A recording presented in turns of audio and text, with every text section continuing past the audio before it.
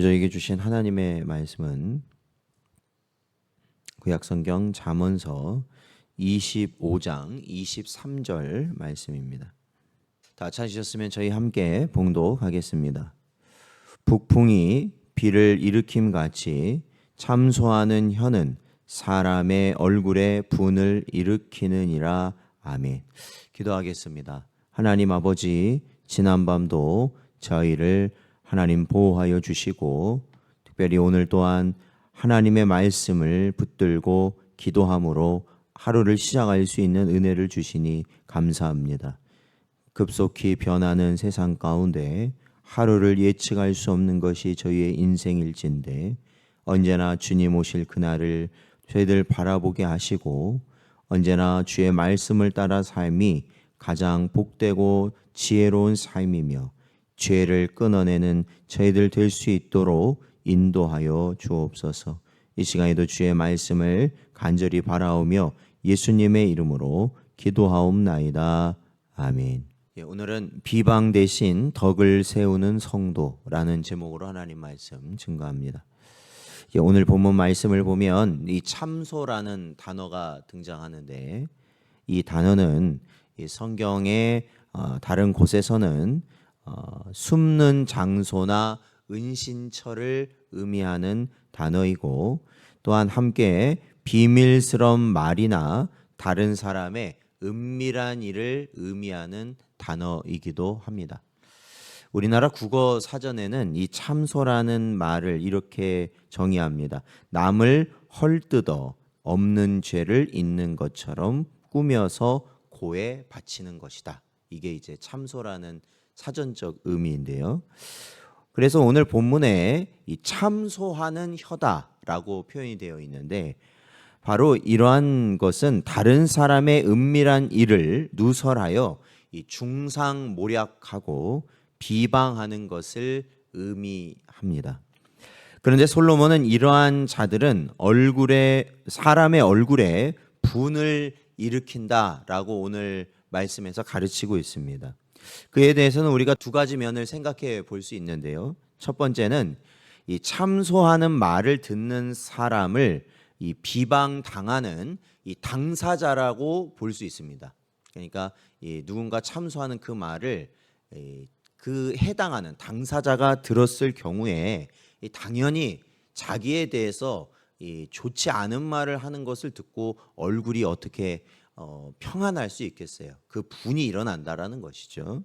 그리고 둘째로는 이 참소하는 말을 듣는 이 사람을 이 당사자가 아니라 제3자로도 볼 수 있는 거죠. 그러니까 다른 사람의 말을 전하는 이제 그 3자가 이제 그 참소를 들을 때 어떻게 했느냐. 그럴 때는 우리가 어떻게 해야 되겠습니까? 이 다른 사람의 험담을 하지 말아라. 그런 말 하는 거는 좋지 않다.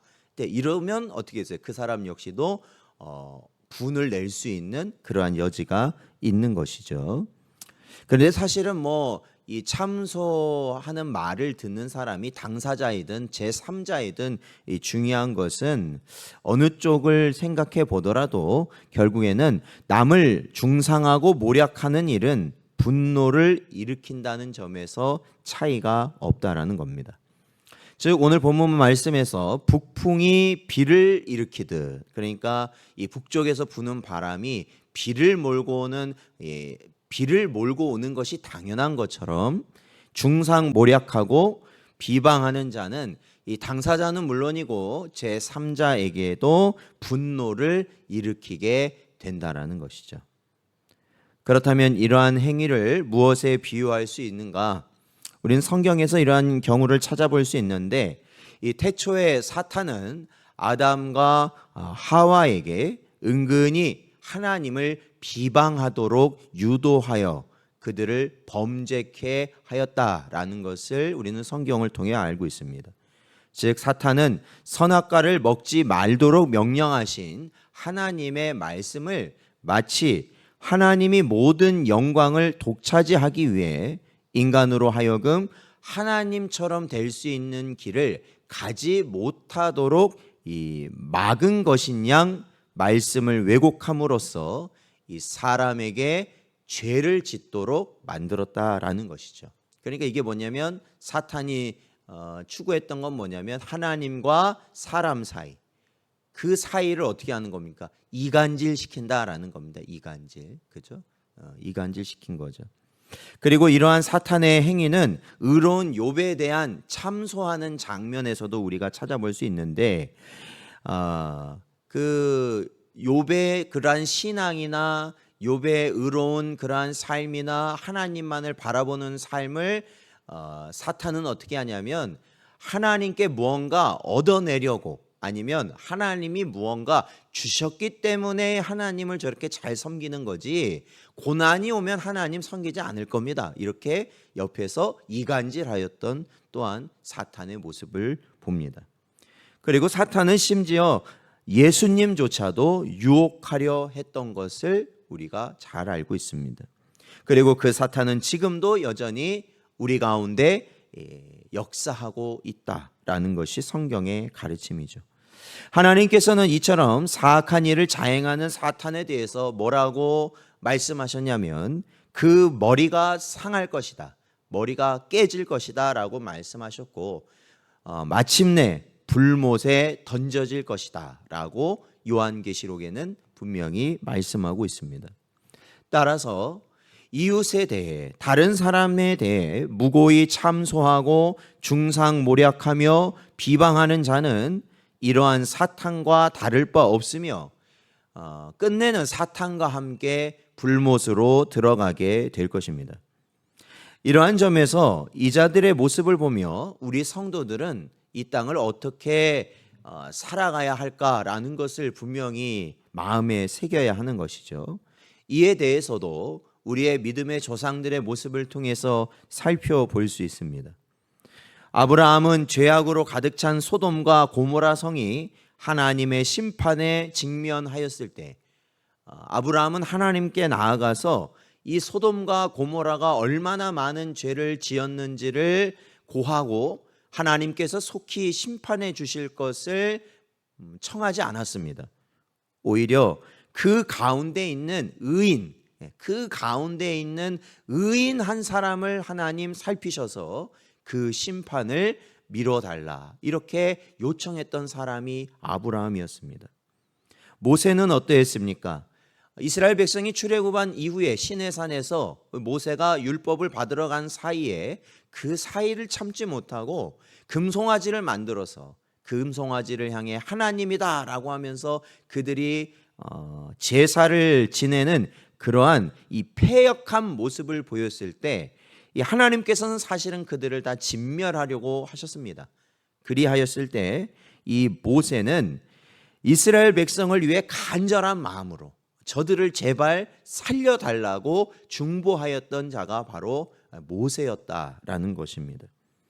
이들의 고귀한 신앙과 사랑을 또한 영원히 기억하고 계신 하나님은 그로 인하여 이스라엘 백성이 우상을 섬기며 심판을 자초하고 있을 때 그들 사이에서 이를 막아줄 중보자가 없음을 탄식하시며 그러한 자들을 안타깝게 찾으시는 장면도 성경에는 등장하고 있습니다. 그러므로 사랑하는 성도 여러분, 우리는 어떠한 경우에라도 이웃에 대하여 중상모략하는 말을 하지 말고 오히려 그들을 세우고 일으켜주는 덕스러운 말을 하도록 우리는 힘써야 한다라는 것입니다. 설령 그 사람이 나에게 실질적으로 죄를 범하였고 그로 인하여 다른 사람이 피해를 보았다 할지라도 이것을 누구에게 전하거나 누설하는 대신에 조용히 찾아가서 그를 타이르고 구원에 이를 수 있도록 우리가 그 문제나 분란을 일으키는 대신에 평화를 세울 수 있는 일에 우리 성도들은 힘써야 한다라는 것이죠. 그러한 자가 복되다라는 것입니다. 모두가 손가락질하고 모두가 비난하더라도 사실 그 죄에 따라서 그런 것을 이룰 수는 있지만 하나님께서 말씀하시는 건 뭡니까? 죄는 미워하시지만 사람의 영혼은 하나님은 어떻게 하십니까? 가장 귀하게 여기신다라는 겁니다. 그래서 우리가 이 아브라함과 같이 모세와 같이 그리고 우리 원수된 자들을 위해 죽으신 예수 그리스도와 같이 우리가 바로 그러한 위치에서 말하고 역할을 다할 수 있는 자들이 되는 것이 바로 성도의 모습이라는 겁니다. 야고보서 1장 26절 말씀을 보면 누구든지 스스로 경건하다 생각하며 자기 혀를 제갈 물리지 아니하고 자기 마음을 속이면 이 사람의 경건은 헛것이라 가르치고 있습니다. 사랑하는 성도 여러분, 언제나 오늘 주신 말씀의 지혜 가운데에서 하나님께서 우리를 향하신 경건과 영생의 길을 걸어갈 수 있는 여러분 되시길 바랍니다. 특별히 언제나 우리가 비방의 자리 대신에 다른 일에 세울 수 있는, 다른 이들을 일으킬 수 있는, 다른 이들을 덕스럽게 할 수 있는 말들을 우리들이 함으로 인하여 하나님의 영광이 드러나고 또한 우리 교회 공동체가 은혜 가운데 세워지는 은혜가 있기를 주의 이름으로 축원드립니다.